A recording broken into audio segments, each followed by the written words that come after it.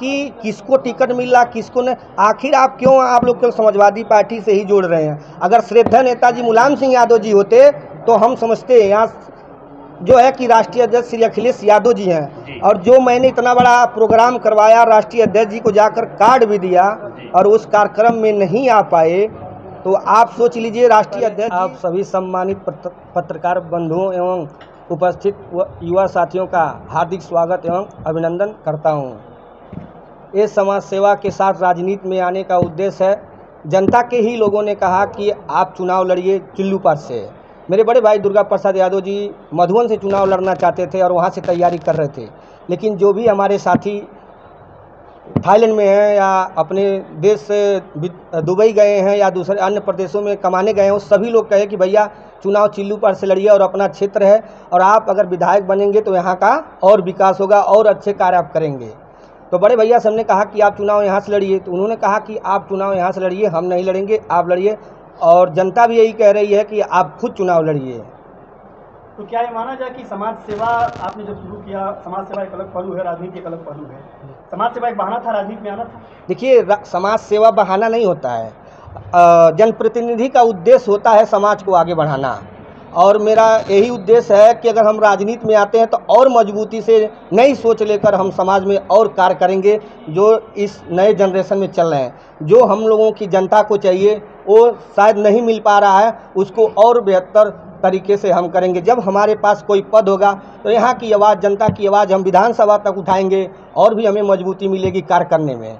और जो मैं सहयोग जनता से मांग कर करता हूँ, वह मुझे सहयोग जनता से न मांगना पड़े, और जो सरकारी निधि है उसी व्यवस्था से हम लोग सारी यहाँ व्यवस्था बनाएंगे। कयास से लगाए जा रहे थे कि आप समाजवादी से टिकट मांगेंगे जी, तो समाजवादी पार्टी से आपका पहला लगाव रहा है जी। समाजवादी से न जुड़ के निर्दलीय में चुनाव लड़ना है कहाँ? देखिए, सबसे पहली बात है कि हम लोग समाजवादी विचारधारा से हैं और हमारे पिताजी भी रहे हैं और हम लोग भी काफ़ी उसी में से जुड़ के आ रहे हैं। और जब मैंने शादी 22 नवंबर 2024 श्रद्धेय नेताजी मुलायम सिंह यादव जी के जयंती पे करवाया, तो मैंने तमाम लोगों के पास कार्ड लेकर गया। समाजवादी पार्टी के राष्ट्रीय अध्यक्ष श्री अखिलेश यादव जी को भी मैंने दिया, भाजपा के लोगों को भी पास मैंने गया, बसपा के लोगों के भी पास गया। लोग कहे कि यह कार्यक्रम किसी पार्टी का हम लोग नहीं आएंगे, दूसरे दल के लोग। और राष्ट्रीय पार्टी जो हमारे राष्ट्रीय अध्यक्ष श्री अखिलेश यादव जी हैं वो भी नहीं आ पाए। और जो समाजवादी पार्टी के जो हमारे करीबी लोग हैं, जो हमसे हमारा उन लोगों से दिली लगाव है, वह लोग आए थे, बाकी पार्टी के लोग नहीं आए थे। शादी के पास र्यूमर फैलने लगा, कुछ लोग अनप शनप कहने लगे 2024 में, तो हमारे ही साथियों ने कहा कि भैया इस बार शादी करवाइए, डेट बदल दीजिए आप। तो हमने कहा कि हम लोग भाई सनातनी हैं और हम लोग तुलसी विवाह पे शादी करवाएंगे, या तो आप राम विवाह पे करवाइए, तुलसी विवाह पे। तो हमने कहा कि नवंबर में पड़ता है, ठंडी का समय रहता है, धूप ज़्यादा होती नहीं है, इसलिए हम लोग तुलसी विवाह पे कार्यक्रम रखा दूसरी बार। तो फिर जब टिकट की बात है तो हम लोग नहीं गए टिकट के लिए, क्योंकि मान लीजिए हम लोगों का काम है समाज को आगे बढ़ाना। टिकट मेरे लिए मायने नहीं रखती है, जनता मायने रखती है। अगर जनता का जो अंतिम निर्णय आएगा वो मेरे लिए स्वागत और सम्मान की बात होगी। 2027 का चुनाव नजदीक है, कयास लगाया जा रहा है कि नवंबर या दिसंबर में संभवतः चुनाव की प्रक्रिया सरकार पूरी कराएगी। ऐसे में समय कम है आपके पास में, मुद्दे क्या हैं आपके? देखिए, मेरे पास समय बहुत है और मुद्दा कुछ भी नहीं है। मेरा इरादा है काम करने का। मेरा इरादा है जो सड़कें कचरांचल से लेकर अपने उरुआ तक जो चिल्लूपार में बहुत टूटी है, हम लोग सड़क से ही चलते देख रहे हैं, बहुत जो सड़कें टूटी हैं ठेकेदारों की गलती से टूटी हैं, क्योंकि मान लीजिए सरकार ने तो पैसे दे दिए काम कराने के लिए, वह लोग काम कराएं, कहीं अच्छी सड़क बन गई है, कहीं टूट गई है, उसको हम लोग फिर से हम लोग उसका रिपेयरिंग करवाएंगे, गड्ढा मुक्त करेंगे। चिल्लूपार विधानसभा एक मजबूत विधानसभा है और इस पे पूरे प्रदेश की नजर रहती है। ऐसे में दुर्गा प्रसाद यादव जी यहाँ से चुनाव लड़ रहे हैं, वो भी बिना संगठन के, क्या आपके चुनाव पर असर पड़ेगा? देखिए, मेरा संगठन मेरा जनता है, मेरी पूजनी जो जनता है, ये है जिसको चाहेगी वही विधायक यहाँ से बनेगा, वही जीतेगा। एक जैसे पार्टी की बात होती है, संगठन की बात होती है, तो कुछ लोग संगठन के मिल जाते हैं, बिना योजना के मिल जाते हैं, वो लोग साथ चलने लगते हैं। लेकिन मुझे जहाँ तक मुझे पता है, जो मैंने 2 वर्षों में जो शादियाँ करवाई हैं, वह शादियाँ मैंने अकेले नहीं करवाई हैं। यहाँ हजारों लोगों ने जुड़कर आर्थिक सहयोग के साथ साथ शारीरिक सहयोग, मानसिक सहयोग देकर इतना बड़ा कार्यक्रम करवाया है। तो वह लोग सब हर एक गांव से लोग जुड़े हैं, वो लोग मजबूती के साथ जनता के बीच में चर्चा कर रहे हैं कि भाई दुर्गेश मदन यादव जी को जिताना है, भाई जीतेगा तो समाज के लिए काम करेगा। वर्तमान में जिस तरीके से यहाँ पे काम चल रहा है विधानसभा में, उसको लेकर क्या कहेंगे आप? देखिए, वर्तमान में क्या चल रहा है उसको हम लोग को नहीं देखना, हम लोग को आगे देखना है। जो इरादा हमारा है एक यहाँ पर अपना जो चिल्लूपार विधानसभा है, बड़हलगंज से लेकर उरुआ बाजार के बीच में एक ऐसा मल्टी स्पेशलिस्ट हॉस्पिटल बनवाने का मेरा इरादा है कि एक ही छत के नीचे सारा इलाज मिल सके। और एक ऐसा कॉलेज बनवाया जाए जो बीटेक बच्चे जाकर बाहर करते हैं तो देहात के बच्चे जाएंगे, फीस से ज़्यादा उनको वहाँ रहने की व्यवस्था में खर्चा लगता है। तो हम लोग किसान के बच्चे हैं, अगर अपने पास में ही अगर ऐसा विद्यालय मिल जाएगा तो बच्चे घर से भी जाके पढ़ लेंगे, कम पैसे में उनको शिक्षा मिल जाएगी। तीसरी चीज़ है कि जो गरीब बहनें हैं उनकी शादी रुकी हुई आर्थिक स्थिति गड़बड़ होने की वजह से, बहुत ऐसे जो पिता हैं अपनी बेटी की शादी नहीं कर पाते हैं, उन बेटियों की शादी हम लोग कराने का आगे भी हम लोगों ने योजना बनाई है कि आगे भी यह कार्य हम लोगों का निरंतर चलता रहे। चिल्लू क्षेत्र में और भी उम्मीदवार हैं, हर कोई अपने अपने दम को दिखाने का बात कर रहा है, ऐसे में अपनी प्रतिद्वंदिता आप किससे देख रहे हैं? देखिए, हमारा कोई प्रतिद्वंदित नहीं है, हम तो जनता के बीच में आए हैं। अब जनता जिसको अपना प्रतिद्वंदी समझकर हमको वोट देगी। चिल्लूपार विधानसभा में जब से आपका नाम आया तो कई लोग यहाँ के स्थानीय कह रहे हैं कि दुर्गेश मदन यादव जी तो बाहर ही हैं, तो इन सब चीज़ों से आप कैसे बचेंगे? देखिए, सबसे पहले अगर बाहरी की बात आती है तो मोदी जी बनारस में आके लड़ गए, गुजरात के हैं। अपने गोरखपुर के सांसद जो है, मुख्यमंत्री का हमारा शहर है, रवि किशन जी आकर लड़ गए। और चिल्लूपार के हम बाहरी नहीं, चिल्लूपार में भी हमारा घर है। हम चिल्लूपार ही नहीं, बांसगांव और खजनी विधानसभा के भी निवासी हैं। हमारा घर भी है, मेरा ननिहाल है चाणी केसवा पास नारायणपुर बुजुर्ग, तो मेरा घर है। और मेरे खानदान के लोग रानीपुर गोला बाजार के रहने वाले हैं। हम लोग यहाँ से जाकर कौड़िया में बसे हैं। मान लीजिए गोरखपुर के लोग जाकर लखनऊ में बस गए हैं तो लखनऊ के निवासी नहीं हो जाएंगे, गोरखपुर के रहेंगे कि नहीं रहेंगे? मेरा तो पैतृक है ना, तो मैं बाहरी नहीं हूँ। आपका अगर चिल्लूपार की जनता मौका देती है आपको तो युवाओं के लिए सबसे पहला कदम क्या होगा? देखिए, युवाओं के लिए जो हम लोगों का शिक्षा पे काम करेंगे, सबसे पहले शिक्षा पे। और जो युवाओं को जो सम्मान नहीं मिल पा रहा, बहुत ऐसे युवा हैं उनका बहुत शोषण होता है, उन लोगों के साथ हम लोग खड़े रहेंगे, गरीबों के साथ खड़े रहेंगे, किसानों के साथ खड़े रहेंगे। उनकी जो हक की लड़ाई होगी, हम यहाँ से लेकर विधानसभा तक उन लोगों की आवाज़ उठाएंगे। और मौका एक बार मिले तो फिर हम दिखाएंगे कि जनप्रतिनिधि का उद्देश्य क्या होता है। बिना पद के जो मैंने काम किया है शायद कोई जनप्रतिनिधि आज तक नहीं कर पाया हो। यह बात पूरा पूर्वांचल सहित पूरा उत्तर प्रदेश, पूरा भारत जानता है, विदेश के भी लोग जानते हैं कि एक किसान का बेटा दुर्गेश मदन यादव जो थाईलैंड में रहते हुए अपने देश के उन बच्चियों के बारे में सोचता है जिनके पिता भयंकर बीमारियों से ग्रसित हैं। उनको कैंसर की बीमारी है, किडनी उनका फेल है और उनकी ऐसी भी व्यवस्था नहीं है कि वो अपनी बेटी की शादी कर सके।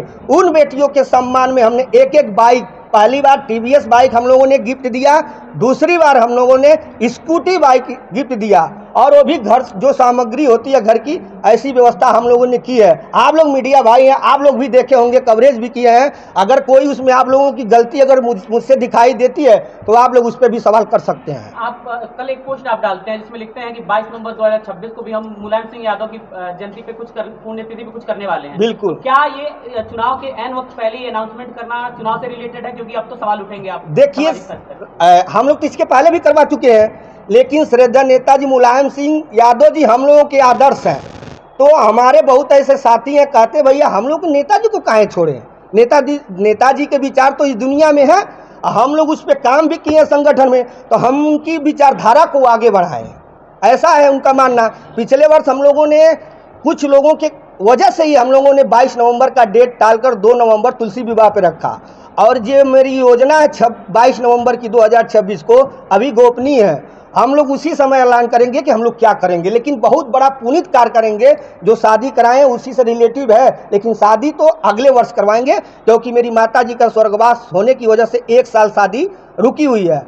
और हम लोग जो सावन महीना अपना आ रहा है, इसी में रजिस्ट्रेशन चालू कर दिए हैं कि जिन गरीब बच्चियों की शादी नहीं हो पा रही है, उनके पिता आर्थिक स्थिति से कमज़ोर हैं, वह लोग आकर अपना रजिस्ट्रेशन करवा लें। देखा जाए यहाँ पे समाजवादी को अपना आइडियल मान रहे हैं, ऐसे में डॉक्टर भीमराव अम्बेडकर जी की बात कर रहे हैं, श्यामा मुखर्जी जी की बात कर रहे हैं, पंडित दीनदयाल उपाध्याय की बात कर रहे हैं, जो इनको आइडियल मानते हैं उनके लिए क्या कहना है आपका? देखिए, मानवर काशीराम जी के बारे में भी मैंने सुना है, और जो हम लोगों के डॉक्टर साहब भीमराव अम्बेडकर जी हैं, ये तो मान लीजिए भारत के भाग्य विधाता हैं। उन्होंने लिखा है यहाँ पे, जो उसी के आधार पर संविधान चल रहा है, तो उनको भी तो हम लोग आदर्श मानते हैं। तभी नहीं हम लोग बिना, अभी चुनाव आ गया है, अभी बहुत लोग अम्बेडकरवादी बन जाएंगे, लेकिन इसी चुल्लू पार में जब मैं उन 108 बहनों की शादी जब 2-2 बार करवाई, 7 जिलाओं की बच्चियां थी, उसमें दलित भी बच्चियां थी, लेकिन कोई जनप्रतिनिधि अपने आप से नहीं जाकर कहा कि इन बच्चियों को हमारे तरफ से भी एक साड़ी गिफ्ट रहेगा, कोई भी नहीं। क्या वो दलित बच्चियां अम्बेडकरवादी नहीं है? जाना चाहिए कि नहीं जाना चाहिए, आप लोग बताइए। दुर्गेश जी, अभी चुनाव अभी आगे है और आप इस तरह का प्रेस कॉन्फ्रेंस करके समाजवादी पार्टी पे एक दबाव बना रहे हैं, ऐसा चल रहा है कि अन्य पार्टियों के बी टीम के रूप में आप उभरना चाह रहे हैं। देखिए भैया, अगर हमसे अच्छा कोई प्रत्याशी यहाँ चिल्लू पार के काम किया हो तो हम बी टीम हो सकते हैं, हो सकता है वो लोग बी टीम हो। अगर वो लोग उन लोगों मान लीजिए यहाँ से तो एक ही प्रत्याशी जीतेगा, और हमको लगता है कि इसके पहले भी लोग विधायक रह चुके हैं, उन लोगों का काम देख लीजिए। और मैं बिना विधायक के पद से जो समाज सेवा किया है, अगर एक तौल दीजिए तो हो सकता हमारा पलड़ा भारी पड़े। और मेरा कोई दबाव समाजवादी पार्टी पे नहीं है, क्योंकि हम लोगों ने कभी माननीय राष्ट्रीय अध्यक्ष जी से ये नहीं कहा कि आप टिकट दूसरे का काट कर मुझे दे दीजिए, क्योंकि मैं बिना टिकट और बिना पद के जो काम किया हूँ, शायद टिकट लेने वाले या पद वाले अभी तक नहीं कर पाए हैं। यह आप लोग भी जानते हैं। नेताजी को आप श्रद्धेय मुलायम सिंह को आप आदर्श मानते हैं, समाजवादी विचारधारा को आगे बढ़ाते हैं, तो कहीं ऐसा ना हो कि आप ऐन वक्त पे चुनाव लड़े और अखिलेश जी आपको बुलाए और कहें कि समाजवादी पार्टी का समर्थन करो क्योंकि हम भी मिशन को आगे बढ़ा रहे हैं, तब क्या होगा? देखिए भैया हैं तो भैया तो शायद हमको जानते नहीं हैं, राष्ट्रीय अध्यक्ष जी हमको जानते नहीं हैं, और अगर बाद में बुलाएंगे तो हम उनसे कहेंगे भैया आप एक सीट चिल्लू पार से मुझे आशीर्वाद दीजिए, और जो प्रत्याशी आप यहाँ से लड़ा रहे हैं उनको राज्यसभा भेज दीजिए, आप कहीं 100 लड़ा दीजिए। एक बच्चा विधानसभा का सबसे बड़ा समस्या जो उरुआ से लेकर कपड़वा घाट देवरिया जिले तक सरयू नदी के किनारे गांव बसे हुए हैं, हर साल कटान होता है और किसी का न किसी का घर कटता है जी।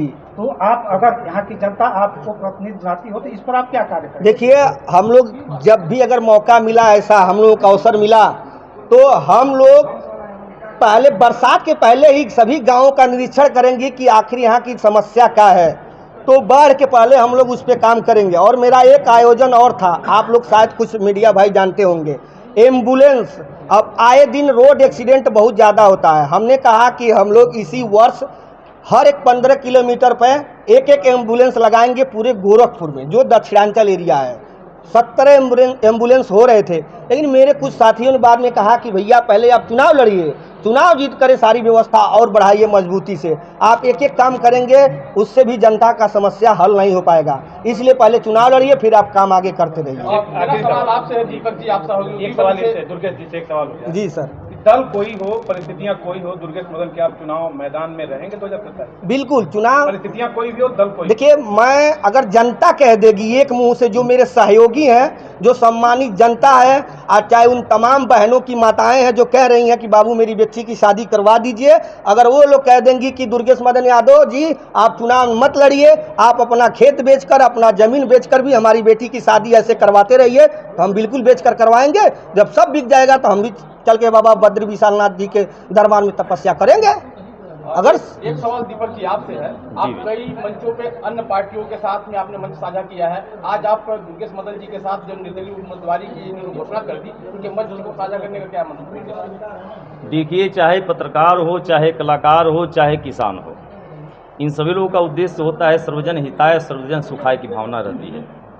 इसलिए मेरा व्यक्तिगत जुड़ाव भी है और भावनात्मक जुड़ाव भी है भैया से, क्योंकि यह इनको किसी पद की चिंता नहीं थी, इनको किसी अन्य लालच नहीं था। जिस हिसाब से मैंने इनको बड़े करीब से देखा है कि उन सभी लोगों के घर पे जा कर के, उन सभी लोगों से कांटेक्ट करके 10 रुपया, 20 रुपया, 50 रुपया, 50,000, 10,000 हर वर्ग के लोगों से इन्होंने मांग करके, और लोगों का समर्थन भी मिला, मैंने भी दिया आर्थिक सहयोग, और उस आर्थिक सहयोग से उन गरीब बच्चियों की शादी हुई जिनको कोई देखने वाला नहीं था, जिनको कोई ध्यान देने वाला नहीं था। आज के परिवेश में देखिए, जो लोग भैया लोग हैं समाज में, बस अपनी ढोल बजा रहे हैं और अपनी धुन पे नाच रहे हैं, गा रहे हैं। यहाँ अगर मान लीजिए विनय शंकर तिवारी अगर समाजवादी पार्टी से आते हैं, उस वक्त क्या आप निर्दल उम्मीदवार रहेंगे या फिर पार्टी से क्या आप? देखिए, हमारा किसी प्रत्याशी से कोई लेना देना नहीं, कौन किस पार्टी से आ रहा है। हम जनता के कहने पे आए हैं। अगर जनता कहेगी दुर्गेश मदन भैया आप चुनाव मत लड़िए, तो वह फैसला होगा अलग।